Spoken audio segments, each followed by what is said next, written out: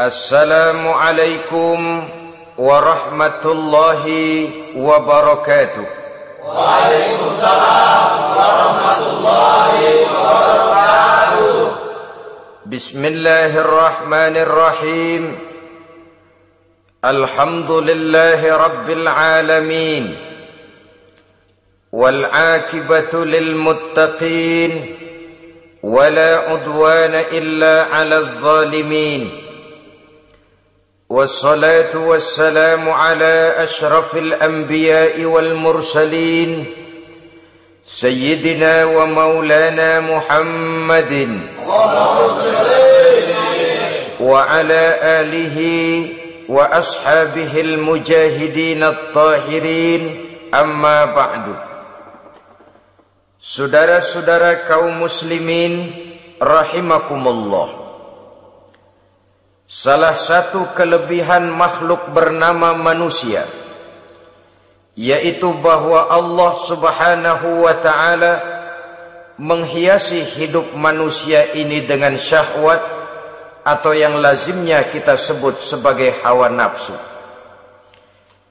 Inilah tenaga yang merupakan daya dorong yang melahirkan dinamika dalam kehidupan manusia, yang menyebabkan terus-menerus terjadinya perkembangan dalam sejarah peradaban dan kehidupan manusia.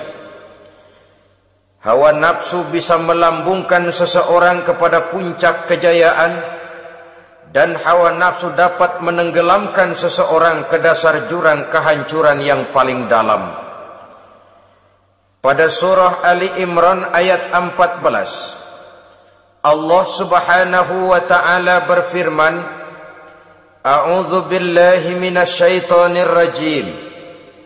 Zuyyina lin-nasi hubbus syahawati minan nisa'i wal banin wal qanatiril muqantarati minadh dhahabi wal fiddah wal khaylil musawwamati wal an'ami wal harth.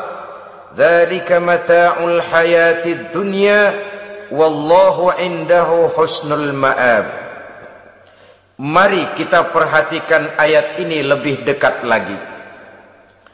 Allah subhanahu wa ta'ala menjelaskan, Zuyyina linnasi hubbus syahawat. Makhluk manusia itu dihiasi dengan hawa nafsu. Dengan kata lain, hawa nafsu adalah perhiasan. Manusia tanpa hawa nafsu sama saja dengan orang yang tidak berhias, monoton, tidak mempunyai perkembangan dalam gerak kehidupannya. Tetapi kalau hawa nafsu adalah perhiasan, maka jika kita berbicara soal perhiasan, ada dua hal yang harus menjadi catatan pokok. Pertama, kapan satu perhiasan boleh kita pakai? Yang kedua, di mana perhiasan itu harus kita pakai?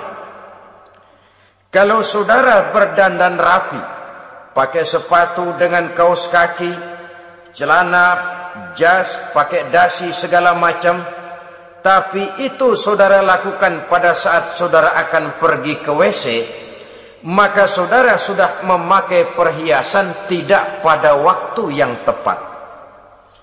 Begitupun sebaliknya, kalau jam tangan saudara pakai di kaki, kopiah saudara pasang di kaki, lalu sepatu naik ke atas jidat, maka saudara memakai perhiasan tidak pada tempatnya yang tepat. Demikian juga sifat yang bernama nafsu.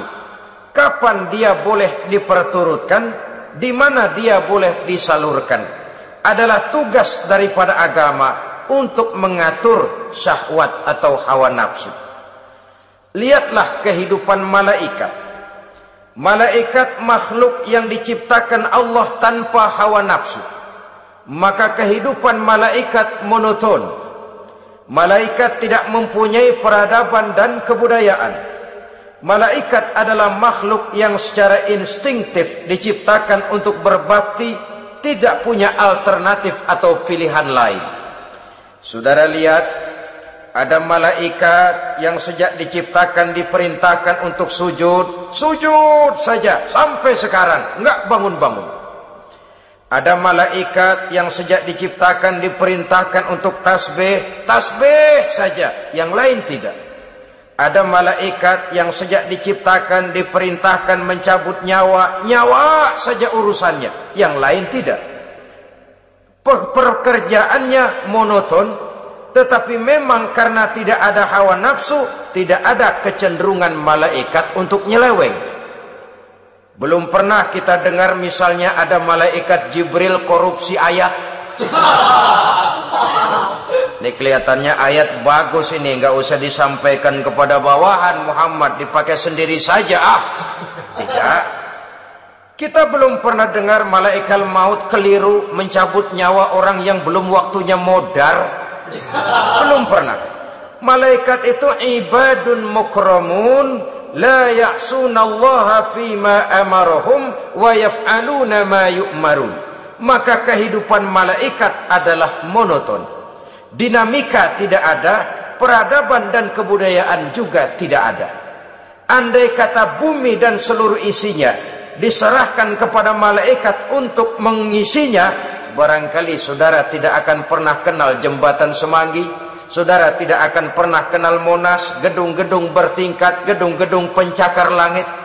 Semua yang menggerakkan itu adalah karena manusia mempunyai hawa nafsu. Nah, kemudian pada kalimat berikutnya Allah memberikan rincian. Apa nafsu kepada apa yang paling menonjol dalam kehidupan manusia itu? Pertama, minan nisa, hawa nafsu kepada perempuan.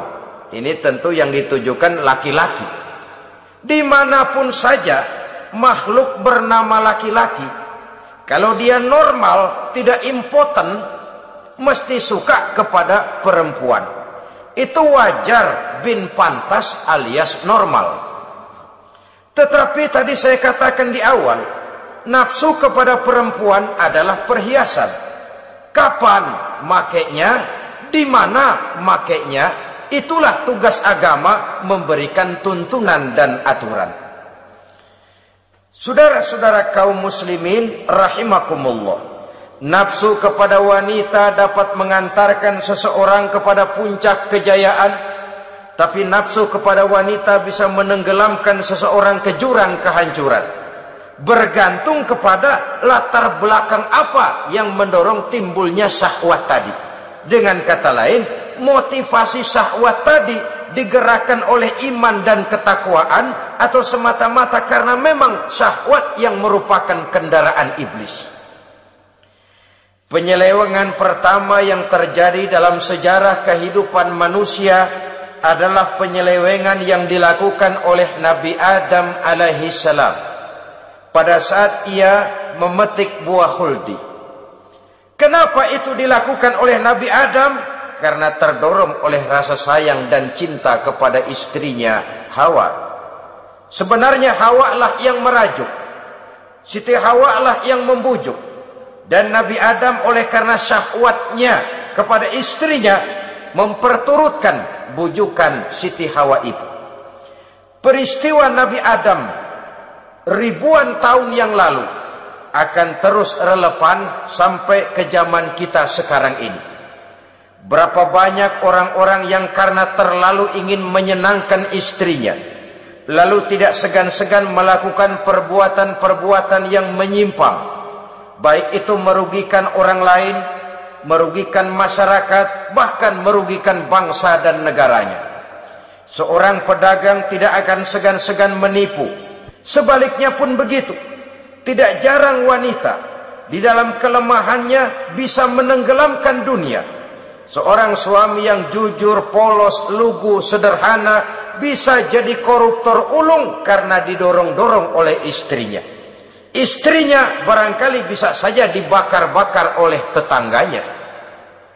Suaminya jujur, sederhana, kepala bagian, tempatnya basah tapi melarat. Istri rupanya tidak sabar melihat gaya hidup yang makin konsumtif, persaingan yang makin tajam. Suaminya dikipas-kipasin. Kata istrinya, bang, tetangga sebelah kita lakinya pegawai kecil, bang, tapi gelangnya kayak pelek beca. Abang ini kepala bagian tidak bisa membelikan saya macam itu, percuma lah.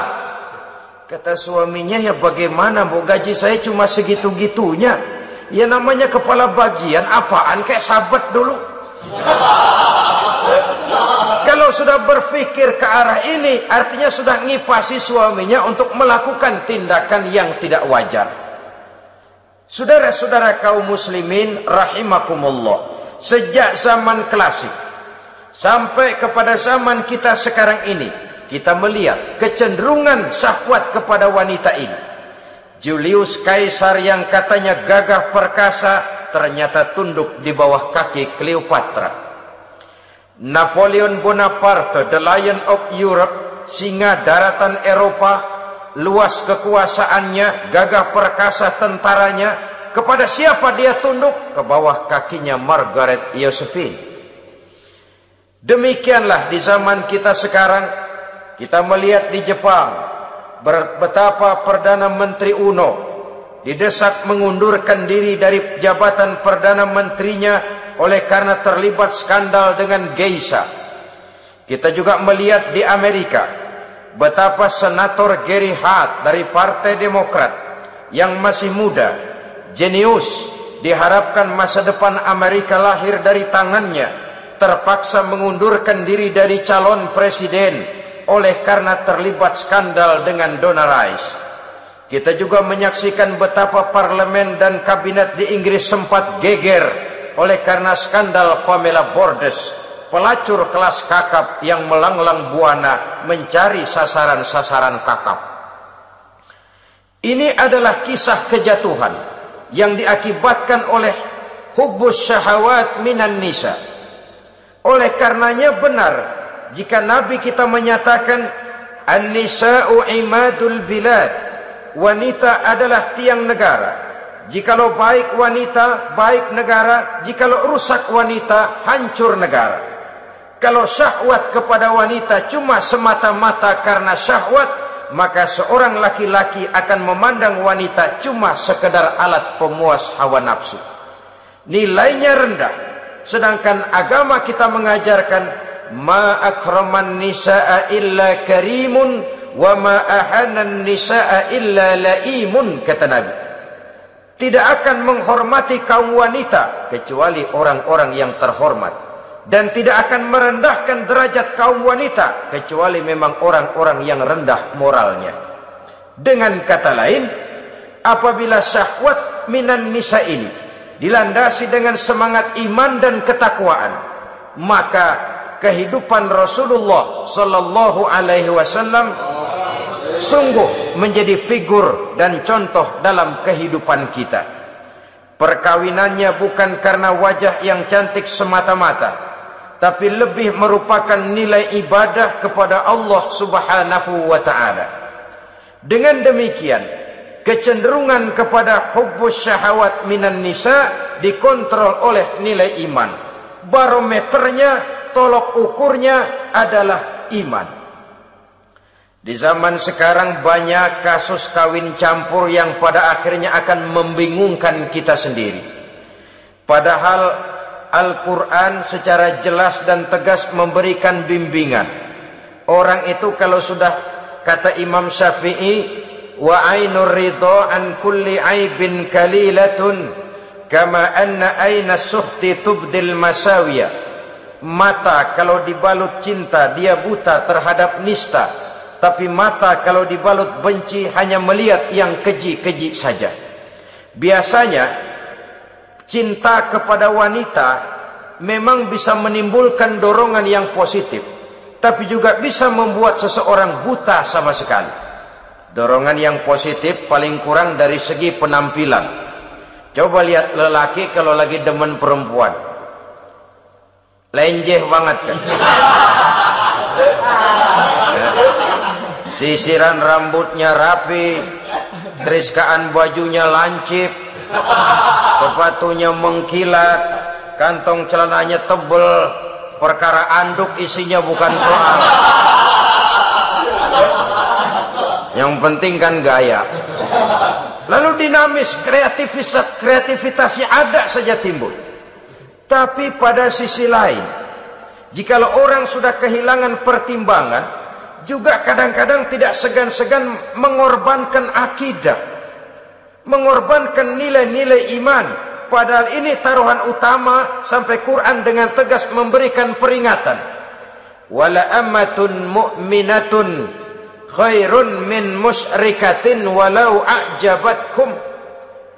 Perempuan budak yang hitam legam, kalau beriman itu lebih baik untuk dinikahi daripada wanita cantik kulit kuning langsat tapi musyrik.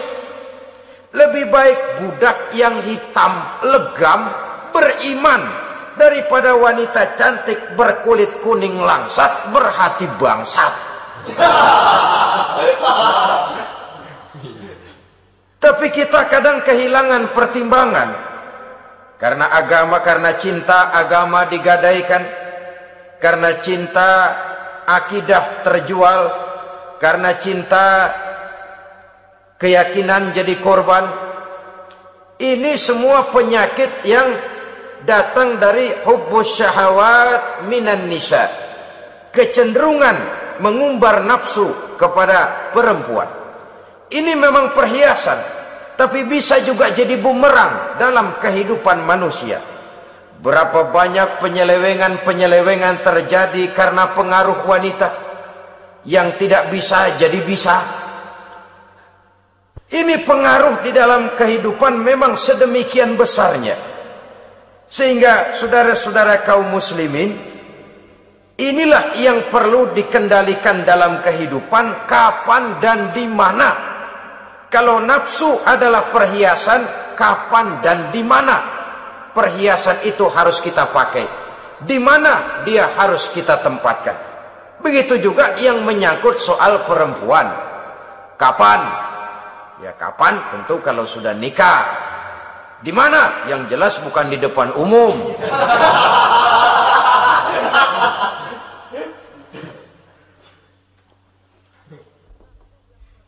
Ini nafsu yang pertama, minan nisa. Yang kedua, wal banin. Dihiasi juga manusia dengan kecintaan kepada banin. Makna banin di sini al aulad, anak-anak laki. Kenapa disebut banin, anak-anak laki? Karena pertama, sering anak laki itu lebih jadi kebanggaan buat orang tuanya ketimbang anak perempuan.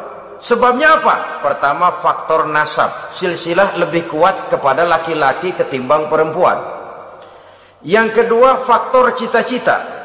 Orang tua kalau punya anak laki-laki, cita-citanya panjang. Nak, kau nanti jadi dokter ya, nak jadi insinyur ya, nak jadi pilot ya, nak jadi pengusaha ya, nak jadi presiden ya.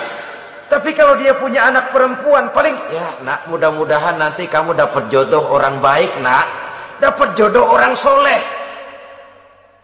Saudara-saudara, yang ketiga, anak perempuan itu kalau sudah berkeluarga biasanya pindah kepada lingkungan keluarga lain. Sehingga orang berkata punya anak perempuan banyak sebenarnya seperti agen. Artinya ada yang mau bawa, kan begitu. Ada yang minta ambil, ada yang berminat buntel. Paling dia nengokin orang tuanya ya lebaran. Ya syukur kalau sebulan sekali atau seminggu sekali, tapi minimnya kan lebaran. Dengan demikian dari garis nasab ini lebih kuat al-banin ketimbang al-banat. Manusia dihiasi dengan kecintaan kepada anak-anak. Sering karena terlalu cinta kepada anak, kita menjerumuskan anak. Terlalu sayang kepada anak, segala maunya kita perturutkan tanpa kendali dan kendala. Akhirnya sifat yang demikian itu malah mendorong anak untuk manja, tidak percaya kepada kemampuan yang dimilikinya, selalu mengandalkan kepada kebesaran, kemampuan daripada orang-orang yang dibanggakannya itu. Dan dalam kondisi demikian kedewasaan dan tanggung jawabnya akan lambat berkembang. Maka Allah Subhanahu wa ta'ala memperingatkan bahwa harta dan anak bisa menjadi fitnah. Dalam ayat lain Allah juga memperingatkan, ya ayyuhalladzina amanu la tulhikum amwalukum wa auladukum an dzikrillah. Wahai orang-orang yang beriman, jangan sampai hartamu dan anak-anakmu memalingkan kamu daripada mengingat Allah. Jangan sampai kesibukanmu kepada anak dan harta benda menyebabkan kamu sampai lupa mengingat Allah Subhanahu wa ta'ala. Berapa banyak manusia yang tenggelam dengan melupakan Allah, jauh dari agama, jauh dari tuntunan syariat, oleh karena disibukkan oleh persoalan anak dan persoalan harta benda. Maka satu-satunya jalan, jikalau kita tidak ingin anak kita sampai memalingkan kita daripada mengingat Allah, nilai-nilai keimanan harus ditanamkan kepada mereka sedini mungkin. Dengan bekal ini, maka mereka, anak-anak kita, insya Allah tidak akan membuat kita orang-orang tua ini berpaling daripada mengingat Allah, berpaling daripada kehidupan beragama. Memang karena anaklah kita orang tua peras keringat banting tulang, pergi pagi pulang sore cari nafkah. Karena anaklah kita orang tua, kepala jadi kaki, kaki jadi kepala. Asal mereka bisa menikmati hari depan yang lebih baik dari yang kita nikmati sekarang ini. Tapi berapa banyak juga orang-orang tua yang tidak sadar akan amanah berupa anak ini. Mereka lalai, mereka bersikap masa bodoh, padahal tidak akan ada yang tidak dipertanggungjawabkan di hadapan Allah Subhanahu wa ta'ala. Orang tua bisa mendapat pensiunan pahala kalau anaknya tumbuh menjadi anak yang soleh. Tetapi orang tua pun bisa saja masuk neraka karena anaknya menjadi anak yang kurang ajar dan orang tuanya sama sekali tidak pernah memberikan pendidikan yang sebagaimana mestinya. Saudara-saudara kaum muslimin rahimakumullah, kita tentu berharap memperoleh pensiunan pahala dan bukan mendapat tambahan dosa dari kekurang ajaran anak-anak kita akibat kita sebagai orang tuanya tidak pernah mau mendidik mereka. Dalam hadis ada diriwayatkan, ada anak kurang ajar, sembahyang tidak, puasa ibadah tidak, kenal Allah tidak, beriman pun tidak, dosa kelewat banyak, kejahatan berkarat. Di akhirat nanti disidang dia, ditanya, kamu kenal siapa Tuhanmu? Tidak. Kamu tahu siapa nabimu? Tidak. Kitab sucimu apa? Tidak tahu. Kiblatmu di mana? Tidak ada. Kamu sholat? Tidak pernah. Kamu puasa? Tidak pernah. Wah, kalau begitu kamu rusak sekali, kamu neraka. Anak ini mengajukan protes. Saya menuntut keadilan. Benar saya tidak kenal siapa Tuhan saya. Saya tidak tahu apa kitab suci saya. Saya tidak pernah mendirikan sholat, tidak pernah melaksanakan puasa. Pendeknya tidak ibadah dan tidak iman. Tapi semua itu terjadi, sebab-sebabnya tidak lain karena orang tua saya tidak pernah mendidik dan mengajarkan saya. Orang tua saya tidak pernah mengarahkan saya ke jalan itu. Sampailah saya seperti keadaan yang sekarang ini. Orang tua saya enak-enakan ngaji, saya teler diantepin aja. Orang tua saya memegang kitab, saya megang botol. Dia tahu, dia diam saja. Dia tahu dan dia tidak memberikan peringatan. Karena orang tua saya lah, maka saya jadi seperti sekarang ini. Kalau saya harus masuk ke dalam neraka, saya menuntut keadilan agar orang tua saya juga ikut bersama saya gabung ke dalam neraka. Orang tuanya yang baik-baik dipanggil, sudah mau berangkat ke sorga nih orang tua. dipanggil, "Ntar dulu Mas, ini dulu." Mau kemana, gancang banget? Surga Pak. Nanti dulu, urusan belum beres. Ini benar anakmu ini? Dilihat anaknya. Iya anak saya ini. Waktu di dunia nggak pernah diajarin ngaji, nggak pernah. Sampai dia nggak kenal Tuhannya, nggak kenal nabinya, nggak kenal kiblatnya, nggak kenal kitabnya. Iya. Dia sembahyang, kamu dia nggak sholat, kamu diemin aja. Iya kali. Kenapa pakai kali? Yang benar ngomong Mas. Ramadan dia nggak puasa, kamu nggak tegur, kamu diam saja.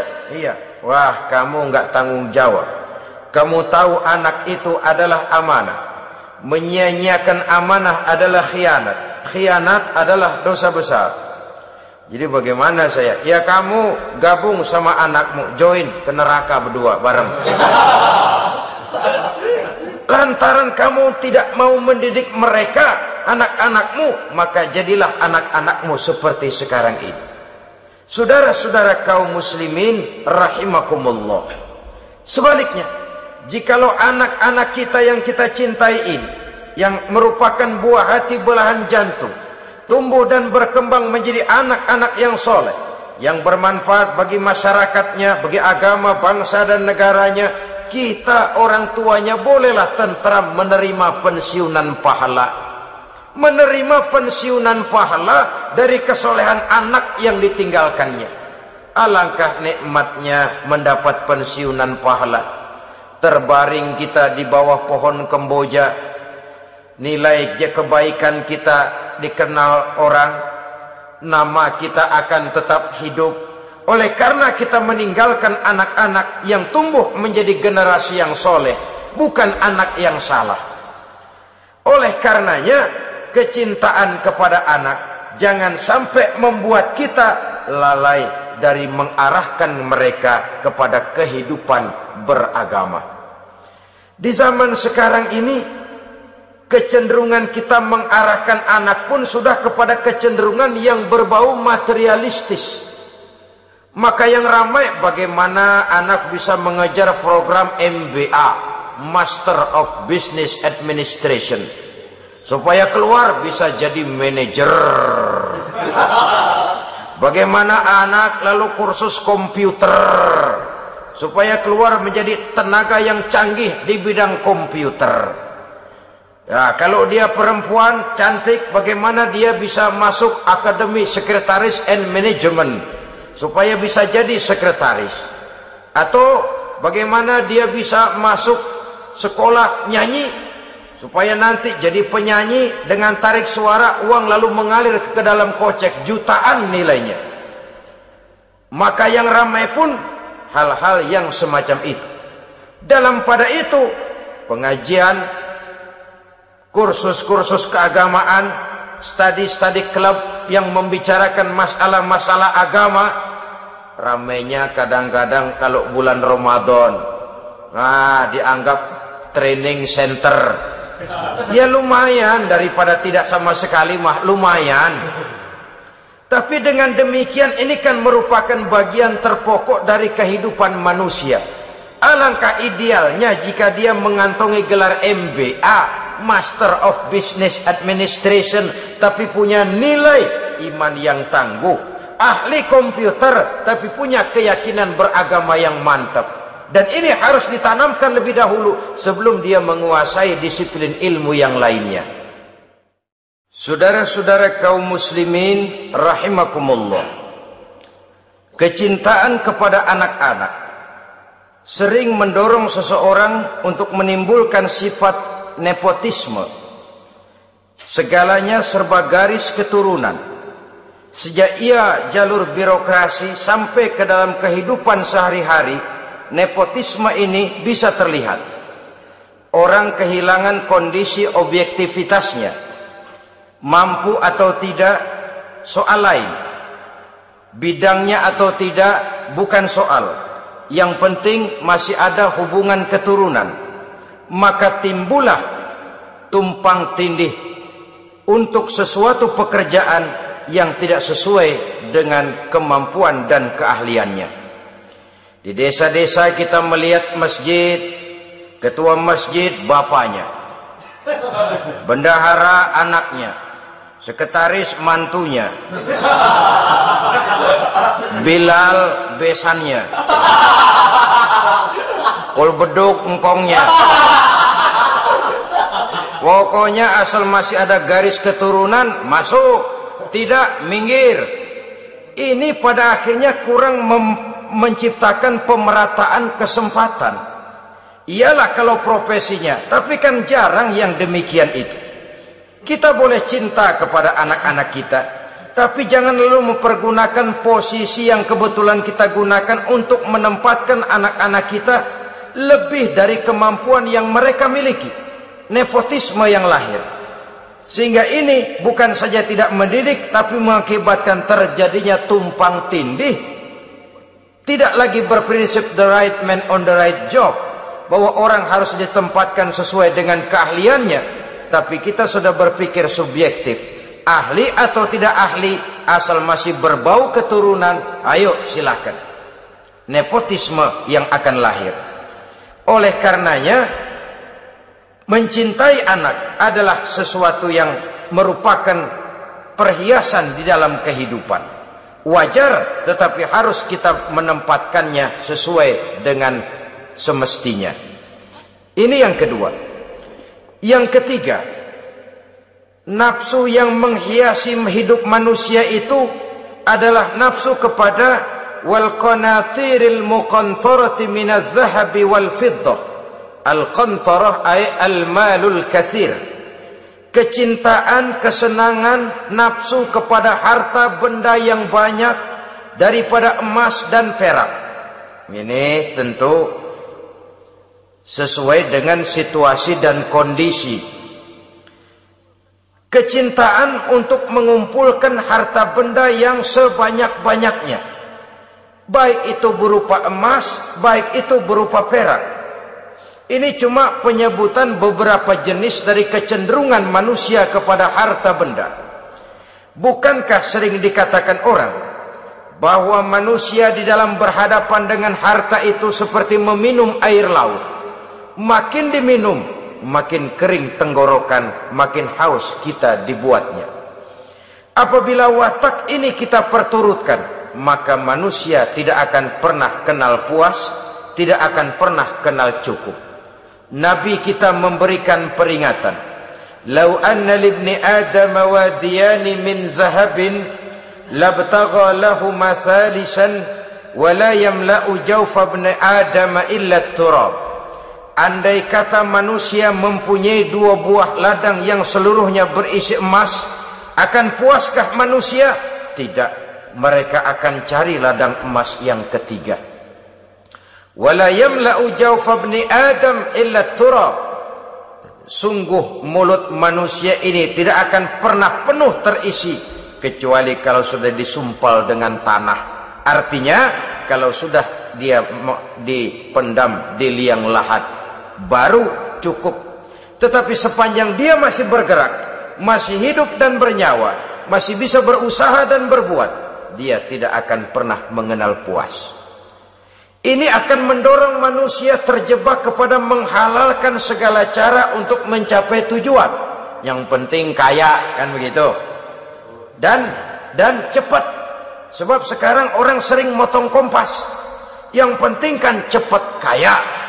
Soal cara, kalau jujur aja mah, sampai kapan mau kaya? Perkara itu renten, bukan soal. Perkara itu judi, tidak jadi masalah. Perkara itu korupsi menyangkut hak orang banyak, bukan soal. Yang penting cepat kaya. Dan anehnya lagi, tidak malu menumpuk kekayaan dengan cara yang tidak wajar. Ya kan orang hidup bermasyarakat tuh bisa dianalisa tuh. Emang usahanya apa sih? Gajinya sebulan berapa sih? Kok bisa gitu-gitu bener sih? Dari mana sih? Secara langsung orang tidak berani bertanya, tapi dari mulut ke mulut akhirnya tersebar jadi rahasia umum. Si Ano kan punya ano, dia anonya seano.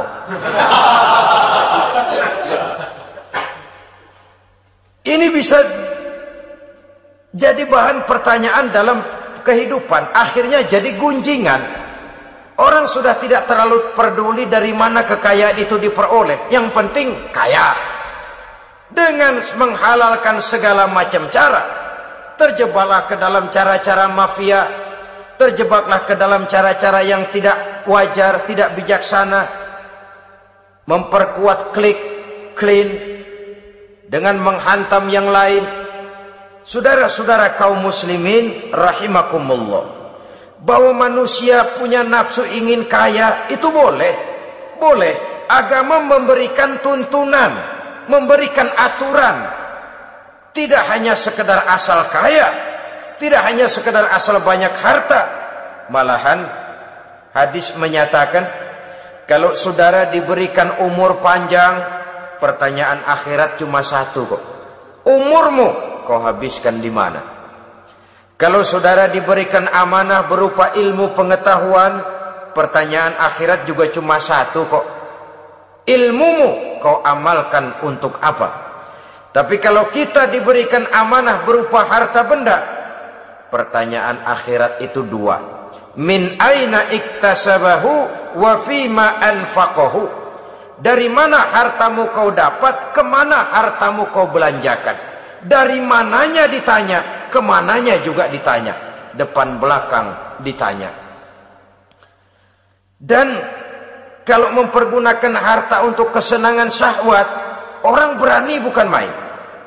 Tapi kalau untuk kepentingan agama, yang hakikatnya untuk kepentingan dirinya sendiri, berat seperti nyabut bambu dari ujung.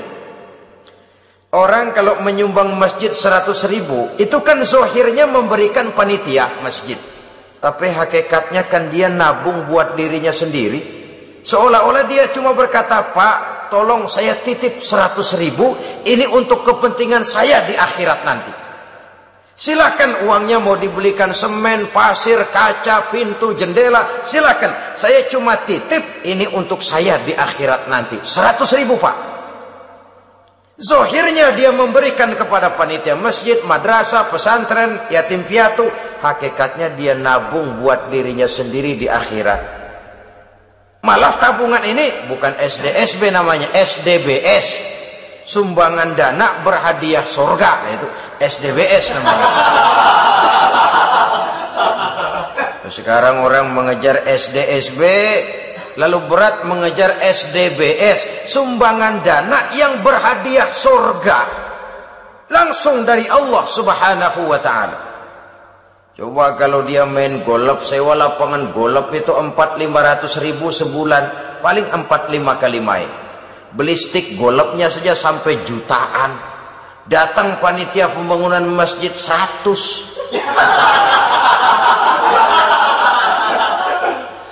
Minta didoain masuk surga lagi.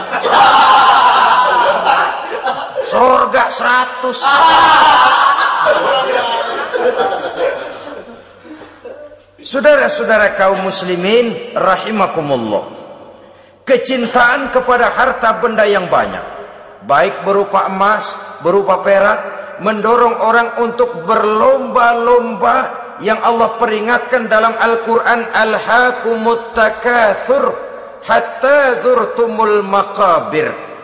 Kamu telah lalai akibat kamu berlomba-lomba memperbanyak materi dunia. Hatta zurtumul maqabir, sampai kamu dekat masuk ke liang kubur, baru rupanya sadar bahwa perlombaan ini tidak akan pernah sampai ke garis finish. Betapapun jauhnya rally Paris-Dakar, garis finishnya ada. Betapapun hebatnya medan yang ditempuh, buasnya gurun pasir Afrika, garis finishnya pasti ada. Itu kan rally yang terbuas di dunia katanya, Paris-Dakar. Tapi garis finishnya ada. Namun jikalau kita berlomba memperbanyak harta, kita tidak akan pernah sampai ke garis finish. Yang kecil-kecilan aja dah. Kalau orang ditanya, kamu kenapa sih belum mau sembahyang? Ya bagaimana mau sembahyang Pak, tinggal di Jakarta masih kontrak. Saban habis tahun diubur-ubur yang punya rumah. Kalau punya rumah sendiri walaupun kecil-kecilan, saya mau ibadah Pak. Ya, diberikan rezeki oleh Allah, bisa bikin rumah walaupun kecil-kecilan. Belum juga mau sembahyang. Kok belum juga sembahyang? Iya Pak, rumah emang udah punya sendiri, cuman kecil Pak. Atasnya atap, kalau hujan aja bocor. Kalau bisa bikin rumah yang permanen Pak, tenang, saya ibadah, sembahyang saya rajin. Iyalah, diberikan rezeki bisa bikin rumah permanen, bagus rumahnya. Lain lagi, iya, rumah sudah permanen, tembok, kubin, cuman isinya belum ada Pak, perabotannya. Duh. Kalau punya peralatan rumah tangga yang memadai, tenang, saya ibadah. Diberikan juga rezeki bisa beli perabotan rumah tangga yang lumayan. Di atas tehelnya sudah pakai karpet, mebelnya spaghetti, tempat tidurnya alga spring bed dan low pillow, ada kulkas, ada TV, di sebelah TV ada kunci mobil. Kuncinya mobilnya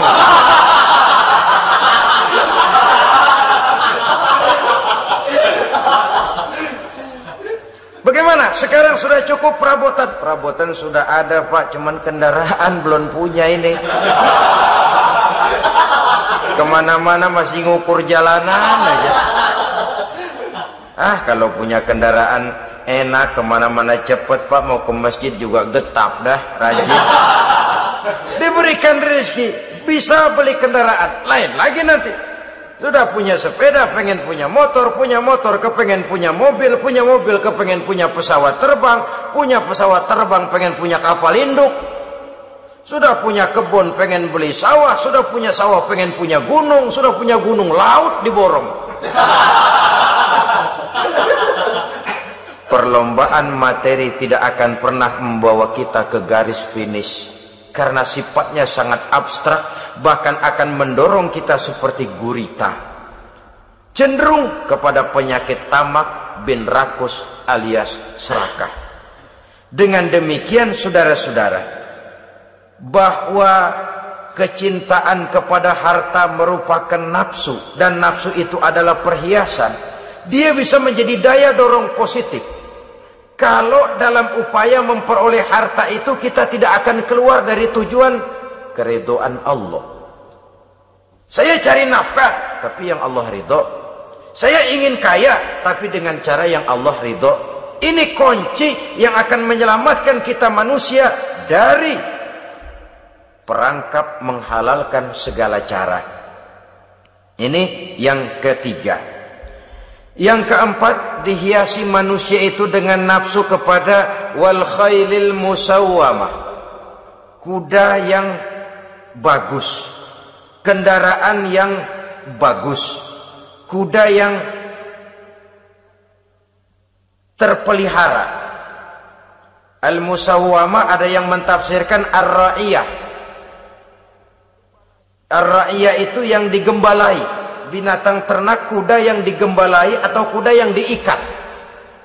Artinya kalau dulu kan yang namanya tuan-tuan tanah itu baru dibilang bejeger kalau kemana-mana naik kuda. Jet set zaman dulu itu udah kelompok jet set, itu kendaraan. Kalau sekarang baby benda, dulu mah kuda band.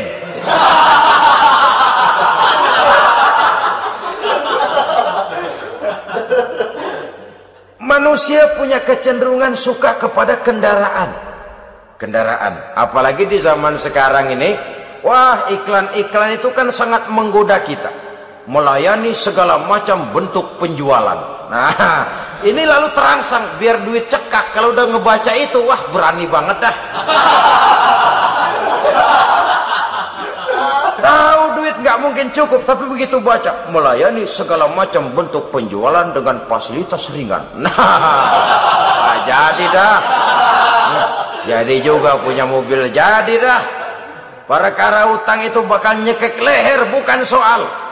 Kasihan saudara-saudara kita di daerah-daerah yang terjebak kepada iklan-iklan merangsang, yang akhirnya di luar kemampuan, sehingga terjebak pada saat dia harus mengembalikan kredit, dia tidak mampu, barang disita, uang hangus, nyengir deh. Bekipas sembari tahlil. Habis arang besi binasa. Bahwa kita menginginkan kendaraan yang serba baik, silahkan. Tiap akhir tahun ganti merek, keluar yang baru, ganti lagi. Itu kalau orang yang mampu. Buat kita yang tidak mampu, kenapa tidak bersyukur melihat yang lebih rendah di bawah kita? Alhamdulillah kita punya mobil, tangga kita cuman punya motor. Yang punya motor, syukur kita punya motor bisa rada cepetan. Tangga sebelah punya sepeda, mana-mana kekejek mulu. Yang punya sepeda, alhamdulillah punya sepeda. Tangga sebelah kemana-mana jalan kaki. Yang jalan kaki, syukur masih bisa jalan. Teman sebelah lumpuh bertahun-tahun dah. Yang lumpuh, alhamdulillah masih hidup. Tangga sebelah kemarin out, nggak balik lagi. Saudara-saudara, saya pikir menengok ke atas itu perlu supaya ada rangsangan kita untuk maju. Tapi menengok ke bawah pun juga lebih perlu agar kita mensyukuri yang ada dan tidak suudzon, tidak buruk sangka kepada Allah. Apa yang diberikan Allah kepada kita sekarang ini, itulah yang terbaik menurut Allah untuk kita. Saudara-saudara kaum muslimin rahimakumullah. Dahulu ada seorang pemuda, matanya buta. Dia mengeluh, ya Allah, kenapa saya dilahirkan dalam keadaan buta? Apa dosa saya? Apa salah saya? Andai kata saya tidak buta, saya melihat keindahan alam ini, saya lebih akan bersyukur kepadamu ya Allah. Nah sudah, dia berburuk sangka kepada Allah. Satu hari, ini Raja Baduy di pedalaman mengerahkan tentaranya menculik anak-anak muda. Ini Raja Baduy ini kanibal, artinya suka makan daging manusia. Anak-anak muda ini diculik. Yang masih muda-muda ya, kalau kambing muda itu kan di sop rada sedap. Rupanya ini Raja kanibal ini begitu. Anak-anak muda termasuk ya pemuda yang buta tadi itu kena culik. Ya sudah diculik, rawatlah di istana raja ini, diberikan pakaian bagus, dikasih makan serba enak. Sebab apa? Supaya badannya gemuk. Setelah gemuk nanti dipotong di sop legit. Sudah, kerjanya cuma makan tidur, fasilitas nikmat, tidur enak. Udah giliran dapat 1 bulan 2 bulan kemudian, ketika mau diambil anak-anak muda ini, raja sendiri yang milih mana yang disop duluan nih. Sampai giliran anak muda yang buta ini, raja geleng kepala. Yang begini mah buta, dagingnya nggak enak. Ini satu lepas aja, lepas. Saya mau makan daging orang buta, lepas saja. Pulang ini anak muda, batinnya bersyukur, sujud syukur, ya Allah, katanya untung saya buta. Coba kalau saya nggak buta udah habis saya disop. 2 bulan yang lalu dia mengeluh, ya Allah, kenapa saya dilahirkan dalam keadaan buta? Sekarang dalam pulang ke rumah, perjalanan menuju ke rumah, dia berkata, alhamdulillah, andai kata saya tidak buta, habis badan saya disop oleh raja yang kanibal tadi itu. Saudara-saudara kaum muslimin rahimakumullah. Jadi dengan demikian pola hidup yang konsumtif sesungguhnya sangat tidak mendidik apabila dilatar belakangi oleh kemampuan yang tidak menunjang. Dengan demikian setidaknya mendidik orang untuk berkhayal. Anak-anak muda sama merek mobil ngerti banget dah, punya kagak? Ini BMW model terakhir nih. Nih kemarin gue ngeliat di sana, gue megang rame banget.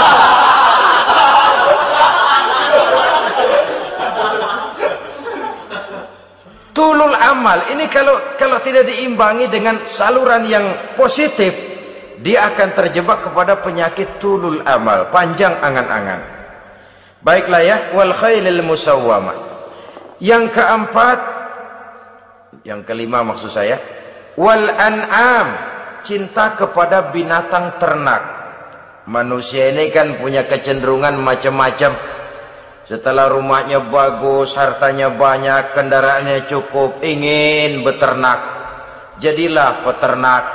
Ini kecenderungan manusia, wajar saja sepanjang didapat dan dilakukan dengan cara-cara yang wajar.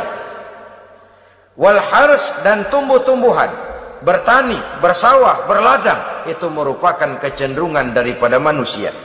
Keseluruhan itu kata Allah, kecintaan kepada wanita, kepada anak, kepada harta benda, kepada kendaraan, kepada binatang ternak, kepada tumbuh-tumbuhan, zalika, semua itu mata'ul hayatid dunya, merupakan kesenangan hidup dunia. Berapa lama kesenangan hidup dunia? Sebentar, seumur manusia. Seumur manusia. Bahkan kadang-kadang pada saat dia masih hidup pun orang tidak sepenuhnya sempat menikmati kesenangan hidup dunia. Apabila ajal datang, selesailah kehidupan dunia sampai di situ. Orang-orang kafir, buat mereka surganya di dunia ini. Bila kehidupan di dunia selesai, selesailah sudah surganya sampai di situ. Kesemua itu janji kata Allah merupakan kesenangan daripada kehidupan di dunia. Wallahu indahu husnul ma'ab, dan Allah mempunyai tempat kembali yang sangat baik. Nah, setelah Allah menjelaskan semua itu, pada ayat yang ke-15 Allah memberikan jalan keluarnya. Memperturutkan nafsu kepada wanita, anak-anak, harta benda, kendaraan, binatang ternak. Bijaksanakah itu? Dalam ayat ke-15 surah Ali Imran ini Allah memberikan penjelasan tuntas. Qul a'unabbi'ukum bi khairim min zalikum. Katakan kepada mereka Muhammad, maukah kamu aku beri kabar yang lebih baik dari semua itu? Lebih baik daripada kesenanganmu kepada wanita, kepada anak-anak, kepada harta benda, kepada kendaraan dan sebagainya. Mau kamu aku beritahu yang lebih baik daripada semua itu? Jawaban tentu mau. Kalimatnya bukan ukhbirukum, a'unabbi'ukum. An-naba itu berita yang besar. Lain dengan al-khabar, itu berita biasa saja. An-naba, sehingga pembawa berita disebut nabi. Dari naba yanbi, pembawa berita yang benar. A'unabbi'ukum, maukah kau aku tunjukkan kepada satu berita yang benar-benar besar dan benar-benar lebih baik dari yang semua disebutkan tadi. Apa jalan keluarnya? Lillazina taqaw 'inda rabbihim jannatun tajri min tahtihal anhar. Bagi orang-orang yang bertakwa kepada Allah, mereka akan mendapatkan surga yang di bawahnya mengalir sungai. Khalidina fiha, mereka akan kekal di dalamnya. Wa azwajun mutahharah, dan mereka mendapat istri-istri yang suci. Wa ridwanum minallah, dan keridhaan daripada Allah subhanahu wa ta'ala. Kalau kamu hai orang-orang yang beriman, kalau kamu hai manusia menyangka bahwa nafsu kepada wanita, anak-anak, mengumpulkan harta benda, kendaraan yang menarik, binatang ternak dan tumbuh-tumbuhan itulah yang lebih baik untuk kesenangan dunia, memang itu kesenangan dunia. Tapi nih, seolah-olah kata Allah, nih saya kasih tahu kamu, aku beritahu yang lebih baik dari semua itu.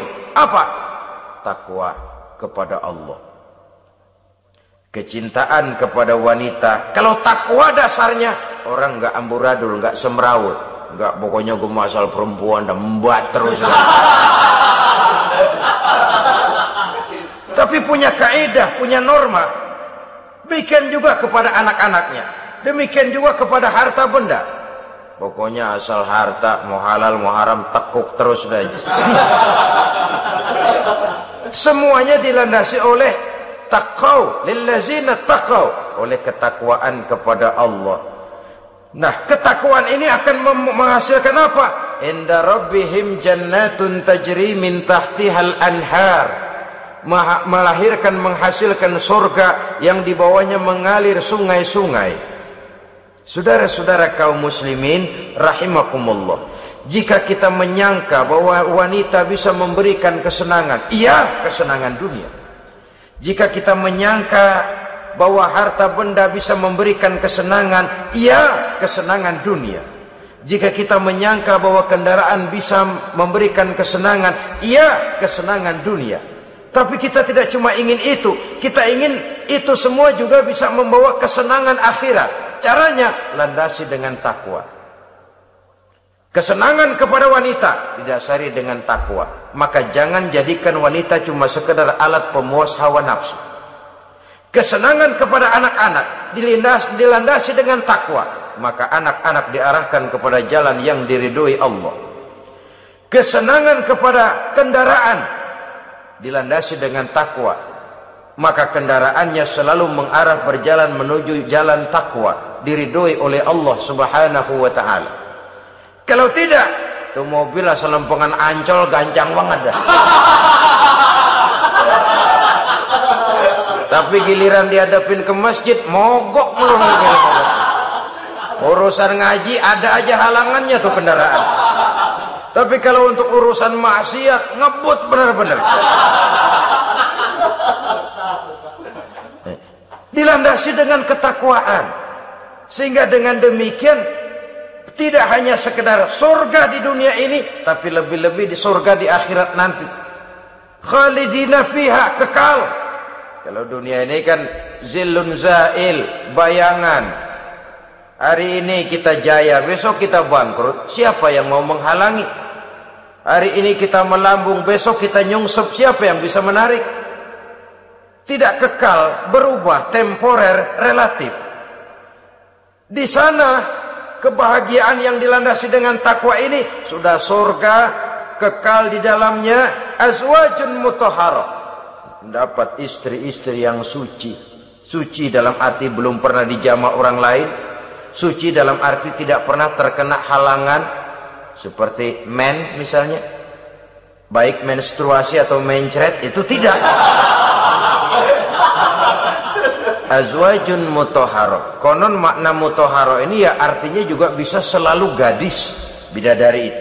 Selalu perawan. Tidak pernah janda, walaupun tiap hari dipakai, perawan terus. Dan yang lebih penting, waridwanum minallah, mendapat ridho dari Allah Subhanahu wa ta'ala. Jadi hawa nafsu dengan motivasi takwa, itulah sesungguhnya yang dikehendaki oleh Ali Imran ayat 14 dan 15. Dengan demikian manusia dengan ketakwaannya mengendalikan hawa nafsu dan bukan malah dikendalikan oleh hawa nafsunya. Sehingga dengan demikian seluruh fasilitas yang dimilikinya, baik itu berupa istri, anak, kendaraan, binatang ternak, harta benda, tanam-tanaman, seluruhnya semakin meningkatkan ketakwaannya kepada Allah Subhanahu wa ta'ala. Mudah-mudahan kita bisa mencapai tingkat ini, di mana kita hidup mampu dan sanggup mengendalikan nafsu, bukan malah dikendalikan oleh hawa nafsu. Terima kasih dan mohon maaf. Wassalamualaikum warahmatullahi wabarakatuh.